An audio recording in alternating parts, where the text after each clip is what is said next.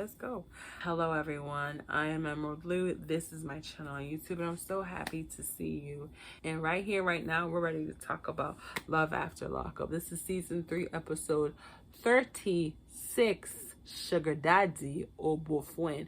Is you my sugar daddy or is you my boyfriend? Like, am I your boyfriend or am I your sugar daddy? Because you're not treating me right. Like, I don't know what you're doing with me right now.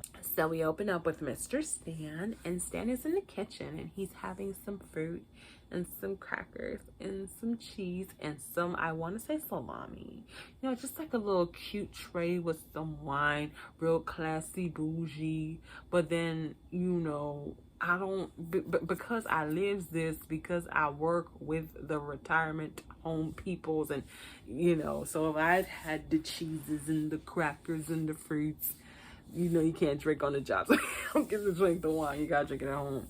But you know, I don't see what's the hype, you know. It must come from someone's culture. I feel like it's probably like a British or a European type of thing, but you know, might be a Jewish thing because we do it at the retirement home with the Jewish state. So, you know. Anyways, he has a fat cat and his fat cat is eating with him. He gets a phone call from his girl, but we get a little background about his wife. His wife passed away. It's really hard for him to move on. He has, I think, 2 daughters with his wife. And he feels really good about Lisa. Lisa calls him.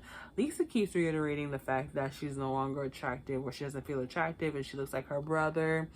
And I don't think you're going to find me attractive. And she can't wait to come back to the house. And they say something about, or Stan said something about banging in the basement. And I didn't want to hear that. I didn't, because I just feel like Stan is putting 20 on 10. Like, you keep acting like you got all the stamina, willing to try anything. He's down for anything. And I'm like, I don't know if I want to know, but I kind of wonder, what do you mean by you willing to try anything? Like, what is anything? What does that consist of? Are you talking about a finger in the booty? Are you talking about a tongue down the booty between your booty hole and your ball sack? What'd you say? You a little creepy. But they met on Secret Arrangement. They had 2 or 3 dates, and we know that after she got up, she reached back out to Stan. Also, Lisa said she wants to meet Stan's kid. And Stan's kids, he already know they ain't gonna do it because they were like nobody after their mom. And they're damn near the same age as Lisa. And I don't know if this is something that we're talking about that we're about to do right now, something that already happened or whatnot. But Stan actually said that each of his kids will get 25%. And Lisa will also get 25%. And now that I'm thinking about it, I'm like, who gets the other 25%? Your cat? Your cat? I think the cat has a sister, because he did ask the cat about the sister. So the cat's gonna get the other 25%, because I know your wife passed away. So if you have 2 girls, they each get 25%. And Lisa's getting 25%. Who gets the remaining 25%, Stan? Lisa Nicole or Anna Nicole Smith 2.0. You just putting yourself out there to be Anna Nicole. You just putting yourself out there, huh? We see Deontay or Dante, and he actually has a like Tupac style tattoo. We all know how Tupac has Thug Life on his abdominal area. And Deontay has a tattoo like that. I don't remember what it says, but all I could think of is, was Deontay locked up? Because I feel like Deontay has prison-style tattoos, to be quite honest. But we see him, he's doing some push-ups, getting ready to go pick up Nicole. Drives over there, he's nervous, he feels like he could take a crap right now. He pulls up, parks back where he's waiting for Nicole. He can't wait to run into her arms. This is the love of his life. He really hopes that this works out. Deontay does tell us that he's seen, and I'm calling him Deontay because that's what Nicole called him. I don't know if his name is Dante, but Nicole calls him Deontay. So, I mean, I picked it up. But they've met, they've had 10 visits with one another until Nicole messed it up. So Dill Pickle chick is still on the ground. Her man's like, you know, why you on the ground? Gives her a kiss. This is so cute. But why? He says, but why are you wearing a pickle? She says, I'm a little dill, but I'm your pickle. Something like that. I didn't get it. I've heard what she said before, but I was like, okay. But even he was like, but why are you wearing this? This is ridiculous. Okay, this is retarded. Get out of that that costume. Basically, the plan is that he's going to quarantine with Courtney, and then after that, he has to go and live with his cousins. When we get to Rachel, Rachel gets a phone call from her dude. Rachel said, "Here we go. He making this 25 calls per day," which had me like 25 calls per day. We do remember from the last episode that Doug did ask Rachel if she checked in with the probation officer and everything like that. But what we saw is that he was going off on her. And I feel like even though she says she likes it, a part of her was kind of embarrassed and didn't like it. But she's gonna keep going with it to save face. But I did kind of peep that she didn't really like when he was going off on her. She meets with her mom, tells her, I'm assuming her mom already knows about Doug, but her mom really wants her to be careful and be smart because Rachel was married before. And the guy she was married to, when he got out, he was hooked on drugs. And I think he went back to prison. And when she met Doug, it wasn't intentional for her to, get with him. She just wanted to be his pen pal. She didn't mean for our relationship to strike up between the both of them, but it just ended up happening, She also lets us know that the longest amount of time that Doug has been out is actually 40 days. So that basically means like he's always in jail. He's always getting locked up. But if he was, I don't want to confuse him with the other guy. How long, like at what age did he start going there? Is there a feeling of comfort when he goes there? If he doesn't respect authority, I don't get it. Because if you don't respect authority out in the real world, do you respect authority in the jail prison world? I honestly feel like 30,000 is the magic number.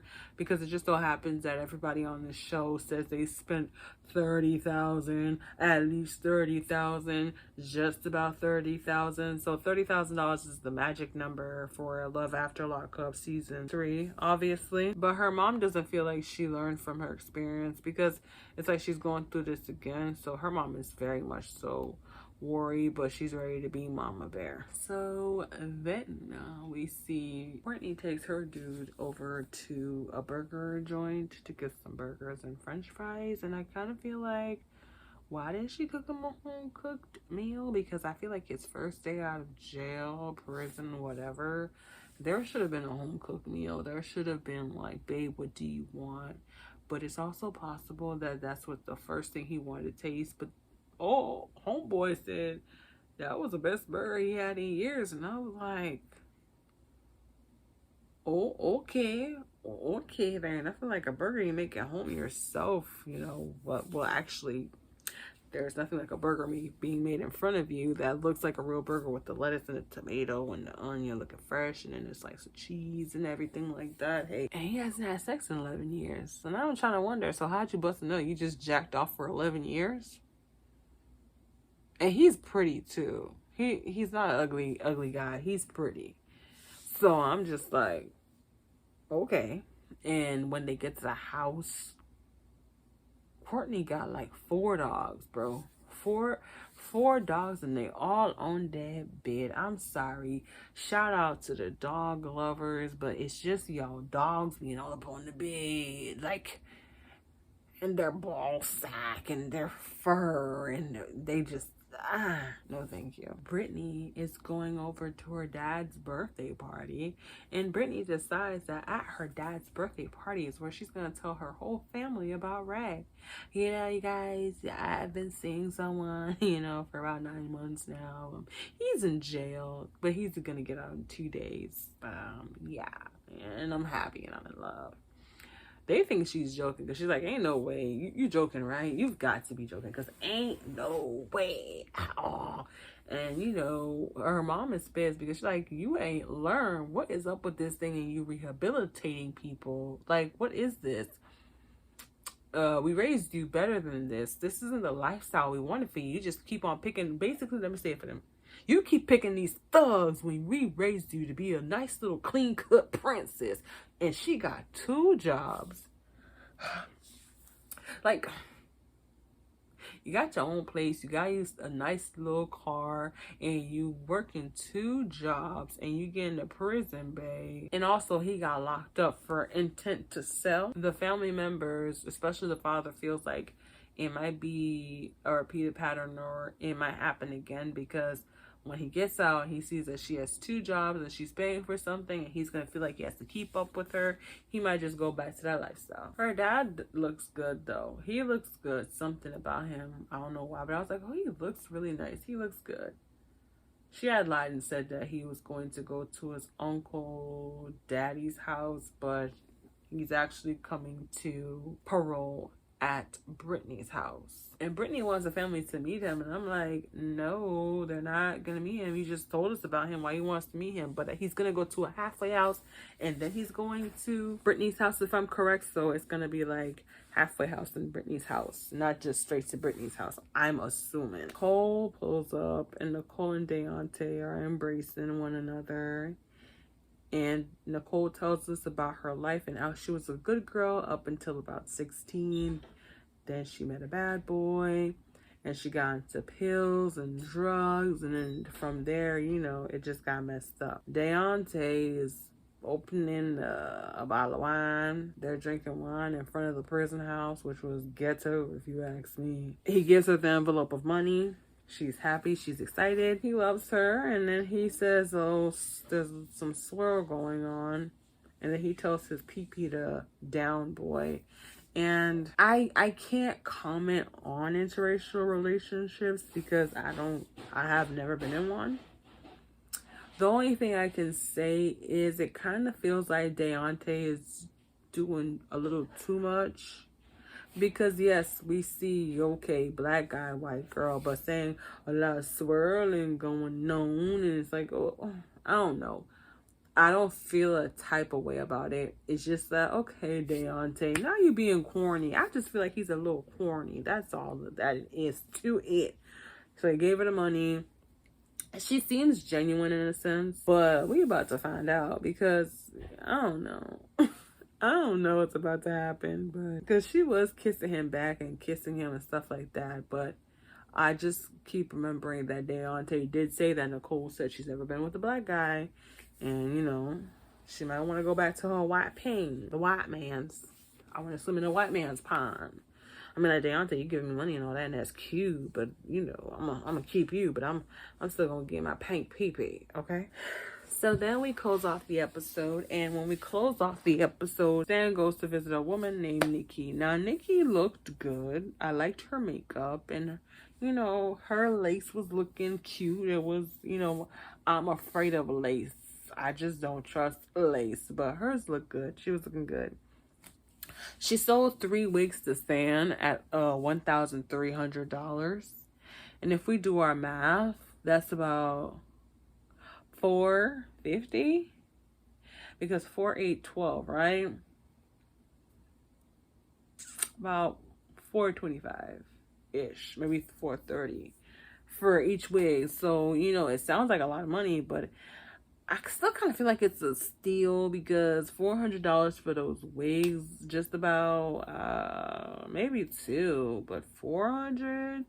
What kind of hair are we using for these wigs, Nikki? Did you rob Stan in daylight? Like, where's the receipt? Where's the tag so I can see where you get this price from? But he don't care. And Stan is acting like he's rich. He got money, it ain't nothing to him. And I'm wondering if he's really rich or if he's just putting on a facade to act like he's rich. When Stan pays for the hair, he gets a phone call from Lisa.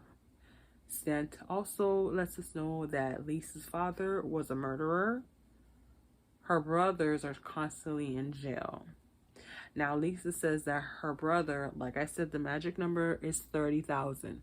Her brother is in jail, and his bond is set as $30,000. She doesn't know if she should let him stay in there and learn a lesson or bail him out. Her brother's been to prison many a time. And actually, Lisa herself has been in there 7 times. And the way she's talking is like, I mean, it's nothing. Like, people get locked up. Like, I got locked up. I've been locked up 7 times. And on the 7th time, I've learned, or I've changed, or I'm learning my lesson. I'm like, no, you're not. You're going to get locked up an 8th time, because there is no way this is going to be your last stint. Because you robbing this man blind for his money. And now you about to, I don't know if it's even real that her brother got arrested and has a bond, but hey. Stan doesn't look like he's for it. He said, let him stay in there and learn his lesson, and let's not bail him out. So I think that's what's going to happen, but we'll see in the next episode. Whenever it's other people's money, of course, they act like it's not important, because she was like, oh, it's just money. Easy come, easy go. And it's like, but it's not your money. It's Stan's money. But okay, keep acting like you care about him and you can't wait to come home and be in the house and be in the basement and meet his kids and everything like that. But I think we all know you playing Stan. But that was the episode of Love After Lockup. I hope you enjoyed my review. Please don't forget to like the video, comment down below, subscribe to the channel, and come back for more. Emerald Louu, and I'm out. Peace.